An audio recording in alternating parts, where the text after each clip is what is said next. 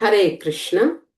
ఈరోజు మనము హరినామ చింతామణిలో భాగంగా 9వ అపరాధం గురించి తెలుసుకుంటున్నాము. ముందుగా ప్రార్థన చేసుకుందాము. హరే కృష్ణ. అజ్ఞానతిమిరాంధస్య జ్ఞానాంజనశలాకయ చక్షురున్మీలితం ఏన తస్మై శ్రీ గురవే నమః.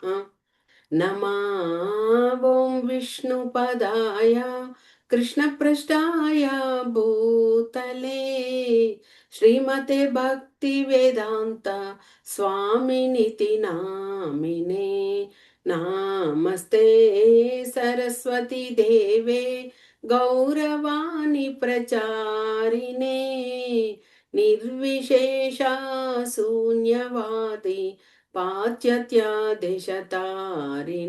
జయ శ్రీకృష్ణ చైతన్య ప్రభు నిత్యానంద శ్రీ అద్వైత గదధర శ్రీవాసాది గౌర భక్త బృంద. హరే కృష్ణ కృష్ణ కృష్ణ హరే హరే హరే రామ రామ రామ హరే హరే. మూకం కరోతి వాచాలం పంగుం లంఘయేతి గిరిం యత్కృపతం అహం వందే శ్రీగురుం దినతారణం పరమానందం మాధవం శ్రీ చైతన్య ఈశ్వరం. హరి ఓం తత్సత్. హరే కృష్ణ. హరే కృష్ణ. ఈరోజు మనము 9వ అపరాధం, నామాపరాధములలో 9వ అపరాధంగా నామాన్ని మనం జపిస్తూ ఉన్నప్పుడు అశ్రద్ధగా జపించడం. ఇది వరకు మనం ఏం తెలుసుకున్నాము? శ్రద్ధ లేని వారికి హరినామాన్ని ఇవ్వడం కూడా అపరాధం. కానీ అలాగా నామాన్ని తీసుకొని మళ్ళీ మనము అశ్రద్ధగా జపిస్తే అది కూడా అపరాధం. ఇది 9వ అపరాధంగా చెప్పబడింది. శ్రీల హరిదాస ఠాకూర్ల వారు శ్రీ చైతన్య మహాప్రభువుకి ఈ యొక్క నామాపరాధం గురించి తెలియచేస్తున్నారు. 10 నామాపరాధాలు. ఆ యొక్క నామాపరాధాలు తెలియచేస్తూ ఈ 9వ అపరాధమైనటువంటి అశ్రద్ధగా జపాన్ని చేయడం గురించి తెలియచేస్తూ, ఓ మహాప్రభు, మీరు పూరి జగన్నాథ క్షేత్రంలో ఉన్నప్పుడు షడ్ గోస్వాములలో ఒకరైనటువంటి శ్రీల సనాతన గోస్వామికి హరినామంని ఇచ్చి దాని యొక్క ప్రత్యేకత, ప్రాముఖ్యత, విశిష్టతను తెలియచేశారు. అదేవిధంగా శ్రీ చైతన్య మహాప్రభువు ఒకసారి శ్రీరంగ పట్టణంకి వెళ్ళినప్పుడు చాతుర్మాసం స్టార్ట్ అయింది. అప్పుడు ఆ చాతుర్మాసం 4 నెలలు శ్రీ చైతన్య మహాప్రభువు అక్కడే శ్రీరంగంలోనే ఉండిపోయారు. అలాంటప్పుడు షడ్ గోస్వాములలో ఒకరైనటువంటి శ్రీల గోపాల భట్ట గోస్వామి, అప్పటికి ఆయనకు 7 సంవత్సరాల వయస్సు. అలాంటి గోపాల భట్ట గోస్వామి కూడా మీరు హరినామాన్ని ఇచ్చి ప్రాముఖ్యతను తెలియచేశారు. కాబట్టి అంటే మహాప్రభు అంత శ్రద్ధగా హరినామాన్ని జపించాలి అని అందరికీ తెలియచేశారనమాట. ఆ విధంగా అశ్రద్ధగా చేయడం అనేది కూడా ఒక అపరాధం కిందకు వస్తుంది. మీరు చెప్పిన విధంగానే హరినామాన్ని జపించేటప్పుడు చాలా జాగ్రత్తతో శ్రద్ధగా మనము ఆ యొక్క నామాన్ని జపించాలి అంటూ హరిదాస్ ఠాకూర్ల వారు చెప్తున్నారు. ఎందుకు ఆ విధంగా అంటే, ఎప్పుడైతే మనము అశ్రద్ధగా హరినామాన్ని జపిస్తామో ఆ సమయము చాలా అపరాధాలు చేయడానికి ఇదవుతుంది. కాబట్టి అలాగా అపరాధం లేకుండా చెయ్యాలి అంటే మనము శ్రద్ధతో చెయ్యాలి. అలాగా అశ్రద్ధగా చేయడం వలన మనము ప్రేమను కూడా పొందలేము. ఒక స్థిరత్వాన్ని కూడా మనము ఉండలేము. అంటే మనసుని స్థిరత్వంతో ఉంచుకొని చంచలత్వం లేకుండా ఉండగలగాలి. అలాగ మనము అశ్రద్ధగా చేసినప్పుడు ఆ మనసు అనేది చంచలత్వంతోనే ఉంటది కానీ స్థిరత్వాన్ని పొందదు. కాబట్టి జపమాల చేసేటప్పుడు ప్రతి ఒక్కరు కూడా శ్రద్ధతో చేయాలి అనేది హరిదాస్ ఠాకూర్ల వారు వివరించారు. ఒకవేళ ఆ విధంగా హరినామాన్ని అశ్రద్ధగా చేశామనుకోండి, అలాగ చేస్తూ ఉంటే కూడా హ్మ్, మనకేమవుతుంది? భగవంతుని యొక్క ఆ నామ రుచి, టేస్ట్‌ని మనము తెలుసుకోలేకపోతాం కదా! అలా కాకుండా ఆ విధంగా చేయకుండా ఉంటే కూడా మనము మిగిలిన 9 అపరాధాలున్నాయి కదా! ఇది మనము జపాన్ని అశ్రద్ధగా చేస్తున్నాము. అంటే మనసు ఒక చోట ఉంది. జపం ఒక విధంగా చేస్తున్నాం. అలాగ చేస్తూ ఉండి మిగిలినటువంటి 9 నామాపరాధాలు ఉన్నాయి కదా! వాటిని అధిగమించినా కూడా అధిగమించడం అంటే ఏమిటి? వైష్ణవులను దూషించకుండా ఉండినా, లేదా మనకి శాస్త్రాలను దూషించకుండా, నిందించకుండా ఉన్నా, అదేవిధంగా గురువులు చెప్పిన మాటను మనము ఉల్లంఘించకుండా ఉన్నా, అలాగా లేకపోతే హరినామాన్ని ఇది భౌతికమైనది కాదు, ఆధ్యాత్మికమైనది అని భావించిన ఇలాగా, ఇలాగ 9 నామాపరాధాలు మనము ఆ విధంగా అధిగమించినా కానీ, మనము నామాన్ని శ్రద్ధగా చెయ్యట్లేదు. కాబట్టి వ్యర్థమే అవుతది. ఆ 9ని మనం ఫాలో చేసి, మనము ఈ ఒక్క నామాన్ని శ్రద్ధగా లేకుండా చేసినప్పుడు ఏమవుతుంది? అన్నీ కూడా నిష్ప్రయోజనం అవుతుంది. కాబట్టే మనము ప్రేమను పొందలేము. ఇందుకు కారణం, ముఖ్య కారణం ఏమిటి? మనం చేసేటువంటి ఆ యొక్క హరినామము, ఆ యొక్క ప్యూరిటీ, పవిత్రంగా కాకుండా ఎక్కడో ఆలోచనలతో హరినామాన్ని ముగించాలి అనే ఆ యొక్క శ్రద్ధతో చేస్తున్నాం కానీ, నిజంగా అక్కడ భగవంతుని నామాన్ని శ్రద్ధతో చెయ్యట్లేదు. అది అన్నమాట. ఇక ఇలాంటి ఈ యొక్క నామాపరాధం చేసేటువంటి ఆ అశ్రద్ధ అనేది ఉంది కదా! ఆ అశ్రద్ధను జ్ఞానులైనటువంటి వాళ్ళు 3 రకాలుగా విభజించారనమాట. ఏమిటి ఆ 3 రకాలైన అశ్రద్ధ విధానము అంటే, ఫస్ట్‌ది ఉదాసీనత. రెండవ అశ్రద్ధ ఏమిటి అంటే జడత్వం. జడత్వము అంటే సోమరితనం. ఇక మూడవది మనసుని నిలకడగా ఉంచుకోకుండా చంచలత్వంతో ఉంచుకోవడం మనసుని. ఆ విధంగా. ఓకే. ఉదాసీనత, జడత్వం, చంచలత్వంతో ఉండడం. ఈ 3 రకాలుగా మనము అశ్రద్ధతో నామాన్ని జపిస్తూ వెళ్ళిపోతున్నాం. అదనమాట. మరి ఈ యొక్క ఉదాసీనత, ఉదాసీనత అంటే ఏమిటి అని చూస్తే, ఆ భగవంతుని యొక్క నామం పట్ల ఆకర్షణ లేకుండా జపాన్ని చేయడము ఉదాసీనత అని చెప్పబడుతున్నదనమాట. అంటే మనకి ఈ యొక్క హరినామం అనేది ఎన్నో జన్మల సుకృతం. ఎంతో అదృష్టం ఉంటే కానీ మనకి ఈ హరినామాన్ని ఉచ్చరించడానికి ఆ భాగ్యం కలగదు. మరి అలాంటప్పుడు ఆ హరినామాన్ని మనం పొందినప్పుడు దానిని ఎంత చక్కగా నిర్వర్తించాలి కదా! తప్పకుండా జాగ్రత్త వహిస్తూ దానిని స్వీకరించినందుకు గాను మనము దానిని కరెక్ట్‌గా ఫాలో చేయాలి. అలాగా ఆకర్షణ పెంచుకోకుండా ఆ విధంగా అశ్రద్ధగా చేసినప్పుడు మనము ఎన్ని సంవత్సరాలు ఆ విధంగా చేసినా కానీ అది మనకి ప్రయోజనాన్ని చేకూరదు. ఇక్కడ ప్రయోజనము అంటే కూడా మనకేదో లాభము అయ్యే విషయం కాదు.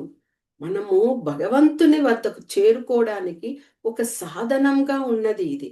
కాబట్టి అందుకే మనము శ్రద్ధతో మనం దాన్ని చెయ్యాలి. ఎలాగా శ్రద్ధగా చేయాలి? ఆ హరినామము లభించడమే మన అదృష్టంగా భావించాలి. మొదట 4 మాలలు చేయడానికి ప్రయత్నించాలి. తర్వాత పెంచుకుంటూ 8 మాలలు, తర్వాత 12 మాలలు, ఆ తర్వాత 16 మాలలు. ఆ విధంగా ఆ 16 మాలల వరకు మనము ప్రతిరోజు చేయగలిగే విధంగా చేయాలి. అలాగ కుదరదు అంటే కూడా కనీసం మనము ఏకాదశి రోజున ఒక మాలను పెంచుకుంటూ వెళ్ళడం. ఇప్పుడు 2 మాలలు చేశామనుకోండి. ఒక ఏకాదశి రోజు ఇంకొక మాల, 3 మాలలవుతాయి. తరువాతి ఏకాదశికి ఒక మాల పెంచుకోవడం, 4 మాలలు. ఆ విధంగానైనా సాధన ద్వారా మనము హరినామాన్ని శ్రద్ధతో పఠించాలన్నమాట.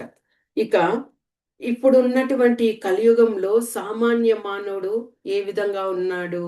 ఈ భౌతిక విషయాల పట్ల ఆసక్తుడై ఉమ్, వాటితో అటాచ్మెంట్, వాటితో అనుబంధం అలాగా ఇది చేస్తూ ఉండి ఉమ్, హరినామాన్ని తప్ప మిగతా అన్ని విషయాల పట్ల ఎక్కువ మక్కువ చూపుతూ అలాగ సాగిపోతూ ఉండడం వలనే మనకు ఆ హరినామం యొక్క ఆస్వాదనను మనము పొందలేకపోతున్నాము.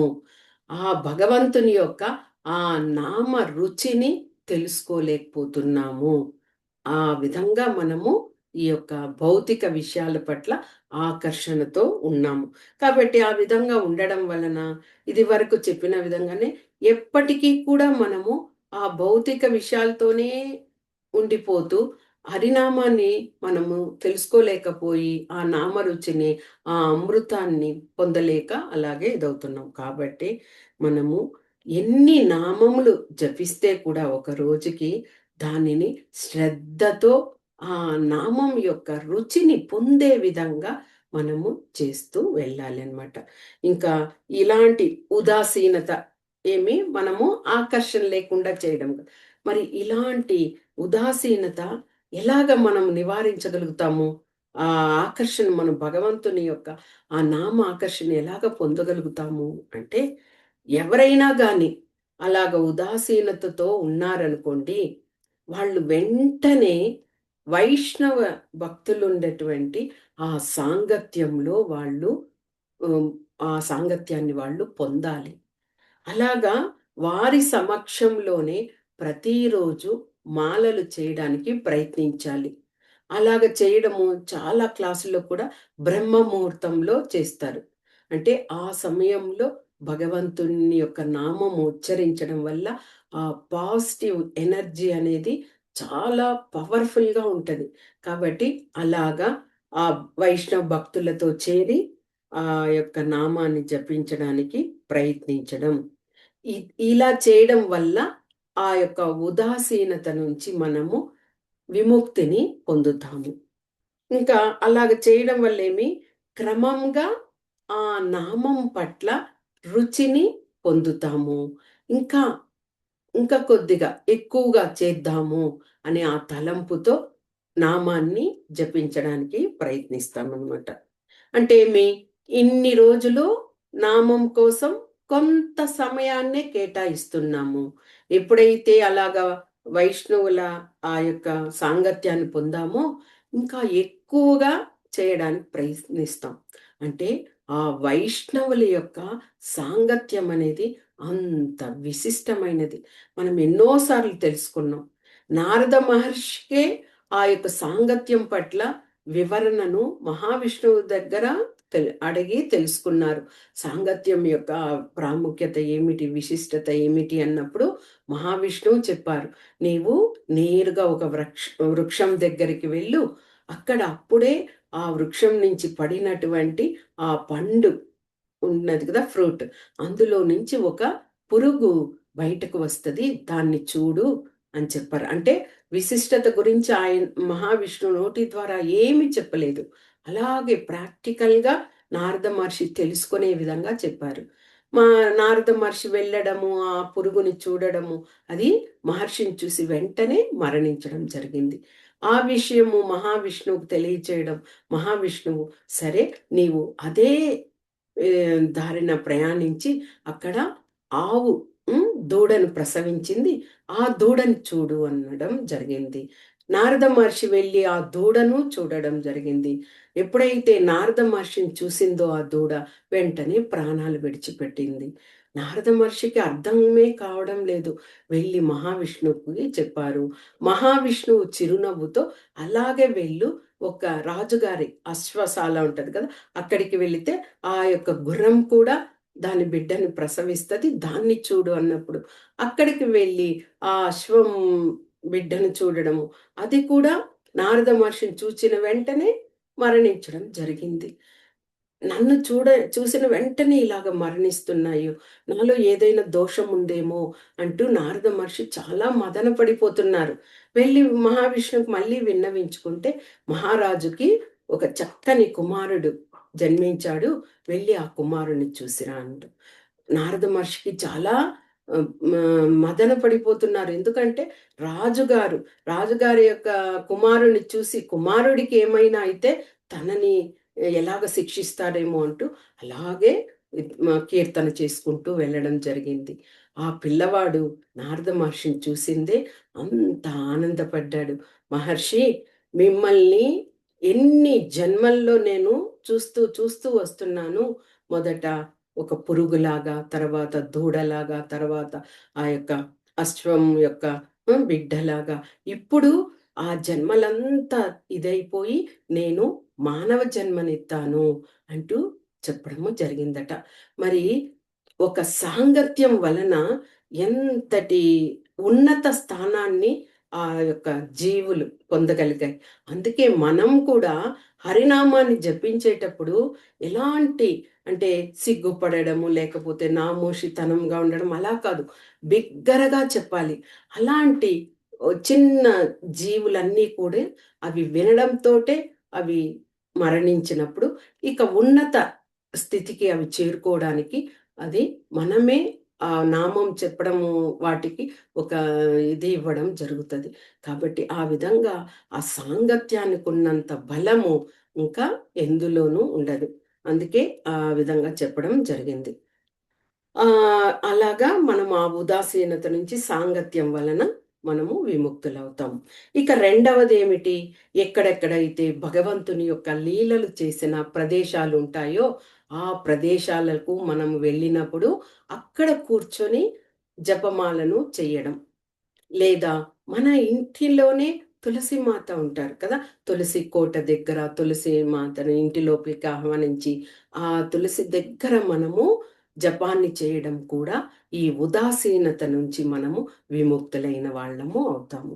ఇక మూడవ నివారణ ఏమిటి అంటే, మనసుని నియంత్రించి ఒక గదిలో కూర్చొని చక్కగా కళ్ళు మూసుకొని జపమాలను తీసుకొని మన ఎదురుగా భగవంతుణ్ణి మనము ఊహించుకోవాలి. భగవంతుణ్ణి ఆరాధన చేస్తున్నట్టుగా భగవంతుని పాదాలను స్మరిస్తూ జపమాలను చేయడం. లేదా మన వద్ద పువ్వుల నుండి వాటిని అంతటి కూడా భగవంతుని పాదాలకు సమర్పిస్తున్నట్టుగా మనం అనుభూతిని పొందుతూ హరినామాన్ని చేస్తూ ఉన్నప్పుడు కూడా ఆ యొక్క ఉదాసీనత నుంచి మనము విముక్తులు అయిన వాళ్ళము అవుతాము. తప్పకుండా మనం తీర్థయాత్రలన్నీ చేసుంటాము. ఆ యొక్క ఆ ప్రదేశాలంతా కూడా మనం కళ్ళు మూసుకొని ఆ ప్రదేశాల్లో ఉన్నట్లు అనుభూతిని పొందుతూ కూడా మనము ఆ మాలను చేయడము అనేది, స్మరణ చేసుకోవడం అనేది కూడా ఇలాంటి ఉదాసీనత నుంచి మనము నివారణ పొందిన వాళ్ళము అవుతాము. ఉదా ఉదాసీనత అయింది. ఇప్పుడు జడత్వం. జడత్వం అంటే ఏమిటి అంటే, సోమరితనంతో హరినామాన్ని జపించడం. లేజీనెస్‌గా. అంటే ఒక ఇంట్రెస్ట్‌గా భగవంతుని నామం, నామానికి, భగవంతునికి ఎలాంటి వ్యత్యాసం లేనటువంటిది మన చేతిలో మనము నామంగా పొంది ఉన్నాము ఆ జపమాలని. అలాంటప్పుడు మనము ఉత్సాహంగా చెప్పాలి కానీ, అలాంటి జడత్వంతో, ఆ సోమరితనంతో అలాగ చెప్పడమే ఈ జడత్వము అంటారు. మరి ఇలాంటి సోమరితనంతో మనం జపమాలను చేసినప్పుడు ఏమవుతుంది? మనకి ఎలాంటి ప్రయోజనం అనేదే ఉండదు. ఇలాగ ఒక ఆధ్యాత్మిక తను పొందిన ఆ అనుభూతిని కూడా మనము పొందలేము. నిరంతరము ఎలాగా ఆ యొక్క ఆహ్, స్ దేంట్లోనే అంటే నిద్రపోవడానికి మనము అదొక ప్రక్రియగా దాన్ని తీసుకుంటాం. జపమాల చేస్తే హాయిగా నిద్ర వచ్చేస్తుంది అనేసి ఆ విధంగా అలవాటుకి ఇదవుతామన్నమాట. కానీ మనం నిద్రపోవడానిక జపమాలను చేయాలి కాదు.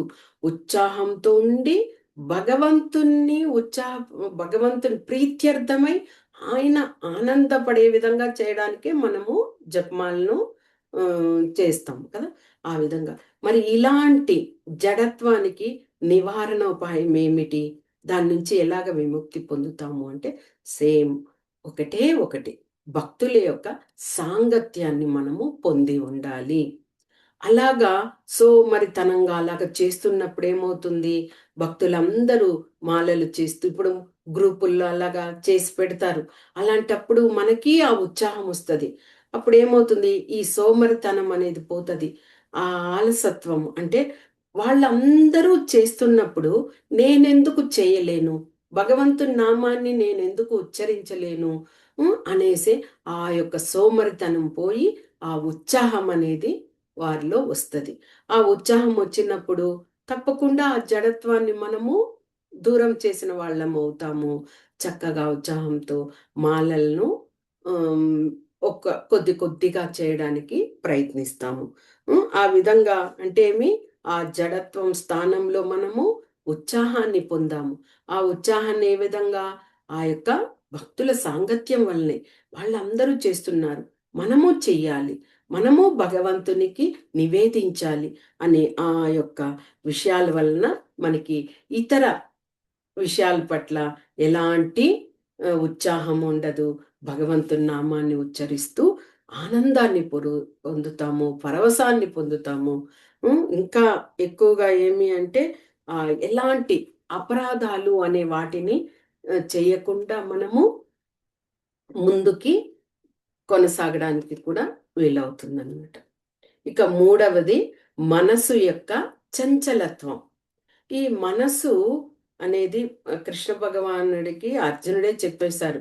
నేను గాలిని కూడా బంధించగలను కృష్ణ, నా మనస్సుని మాత్రం నేను బంధించలేను అని. అంటే ఆ మనసు అనేది అంతటి విషయం. అది ఒక సెకండ్ మనం ఇక్కడ ఉంటాము, ఒక సెకండ్ ఎక్కడికో వెళ్ళిపోయి ఉంటది. మళ్ళీ దాన్ని తీసుకొచ్చి మన ఆధీనంలో బంధించాలి. అదే నియంత్రించగలగడం. ఇలాంటి ఈ చంచలత్వం అనేది ఎందుకు ఏర్పడుతుంది?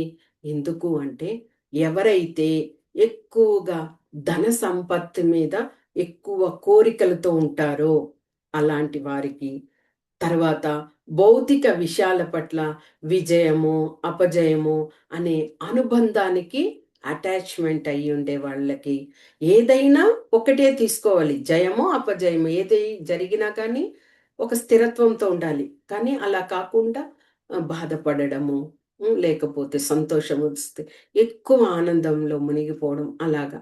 అలాంటి బంధాలకి ఉండడము. లేదా పదవి మీద, కీర్తి, ప్రతిష్టల మీద ఎక్కువగా ఆసక్తిని కలిగి ఉండడము. దీనికన్నా ముఖ్యంగా మోసపూరితమైనటువంటి ఆలోచనలతో ఇతరులను మోసపుచ్చడము, ఆ విధంగా ప్రవర్తనలతో ఉండడము.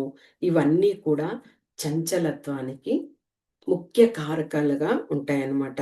అంటే వాటి మీద ఆకర్షణ ఎక్కువగా ఉంటుంది. మనము నామం మీద ఆ ఆకర్షణ లేకుండా మనము జపం చేసేటప్పుడు మాత్రము ఇతరత్ర ఆలోచనలతో గడిపేస్తాము. కానీ ఇలాంటివి ఈ భౌతిక విషయాల పట్ల మాత్రం ఎక్కువగా వాటినే తలుచుకుంటూ, వాటినే మననం చేసుకుంటూ ఆ విధంగా గడుపుతామనమాట. ఇవన్నీ కూడా చంచలత్వానికి కారణాలు. మరి ఇలాంటి చంచలత్వాన్ని మనము ఎలాగ నిరోధించాలి? ఎలాగ నివారణోపాయము వీటికి అంటే దానికి ఒకటే ఒకటి. ఏమిటి అంటే వైష్ణవుల యొక్క సాంగత్యాన్ని పొందడం. అలాగా పొందిన తర్వాత ఎక్కువగా శ్రవణము అనే వాటిని కూడా మనము చేయడం కూడా ముఖ్యమైన. శ్రవణం, కీర్తనం, స్మరణం. ఈ మూడే మనకొచ్చి ఆ జపమాల చేస్తున్నప్పుడు జరిగేటువంటి 3 ప్రాసెస్‌లనమాట.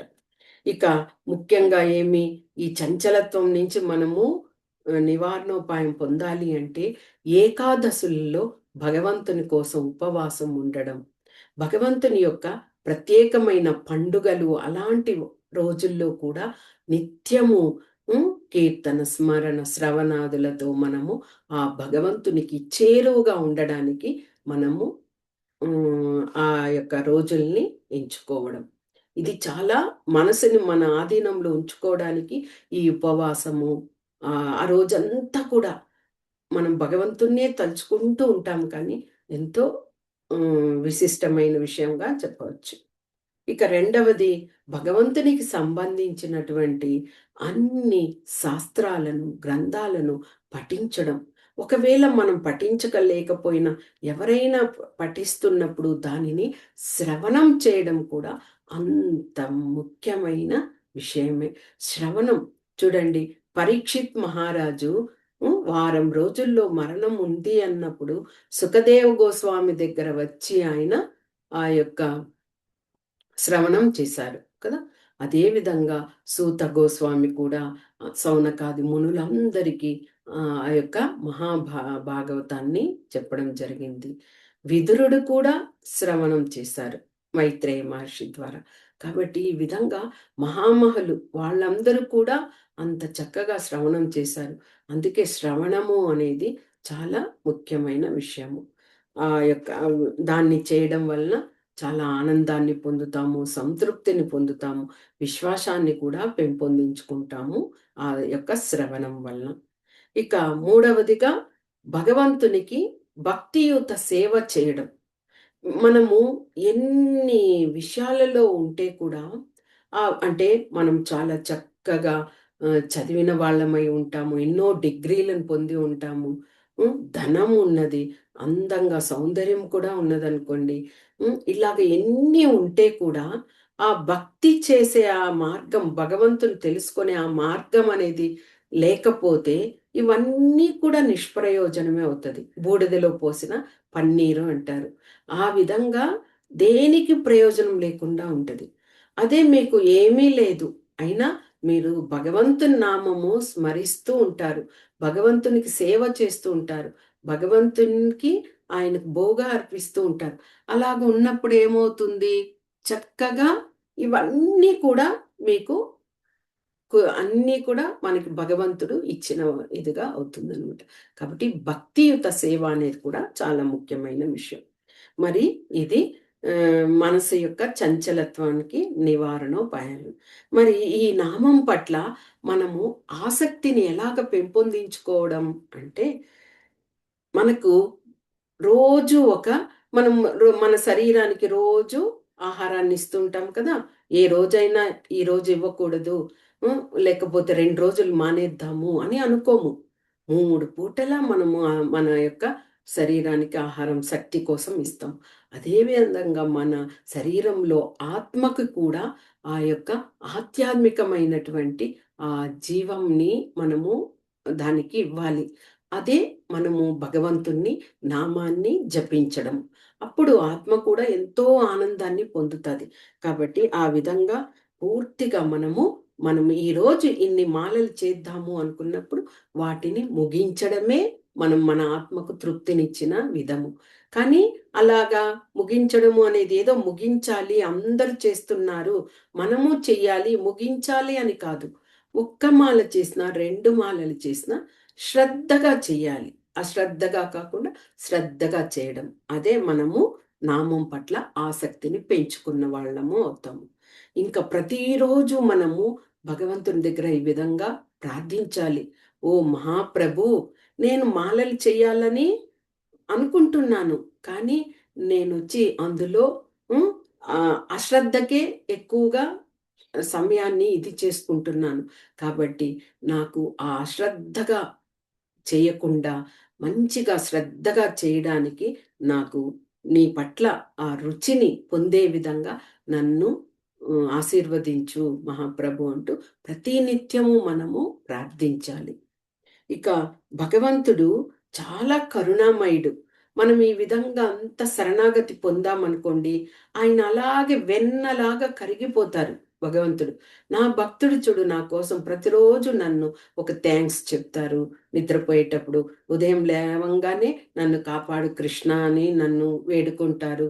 అలాగా మనము ప్రతిరోజు ఆయనతో టచ్‌లో ఉండి మన తండ్రి దగ్గరనో, తల్లి దగ్గరనో మనం మన అనుభూతుల్ని ఎలా పంచుకుంటామో, ఆ విధంగా భగవంతుని దగ్గర రోజు ఒక థాంక్స్ చెప్తాము.